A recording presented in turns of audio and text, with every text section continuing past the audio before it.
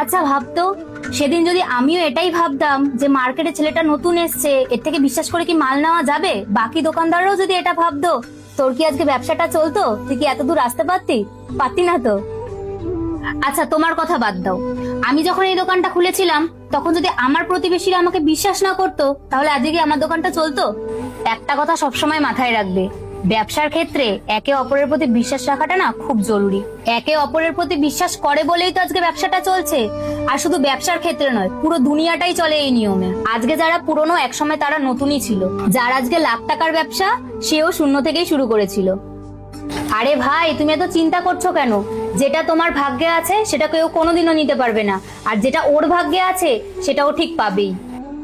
আচ্ছা ভাই, তুমি একটা কাজ করো, যেটা অর্ডার দেওয়া ছিল তুমি সেটাই দিয়ে যাও, আর বাকি কথাগুলো কিন্তু মাথায় রেখো। ঠিক আছে দিদি, আমি ওকে বলে দিয়েছি, তুমি একটু মালটা মিলিয়ে নিও।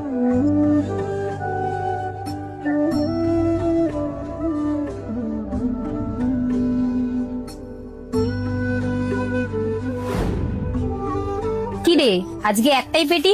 আর পেটি কোথায়? আসলে দিদি দুটো নতুন দোকান ধরেছি তো, সেই কারণে কার্টুনগুলো আগেই খালি হয়ে গেছে।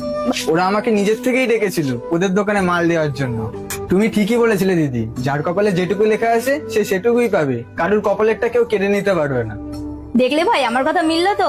তুমি রাগ করছিলে তোমার এরিয়াতে অন্য কেউ মাল দিচ্ছিল, তাই ভগবানেরও কি লীলা, তার জন্য তোমাকে দুটো নতুন দোকান পাই দিল। তোমাকে বলেছিলাম না, যার কপালে যেটা থাকবে সেটা সে পাবেই।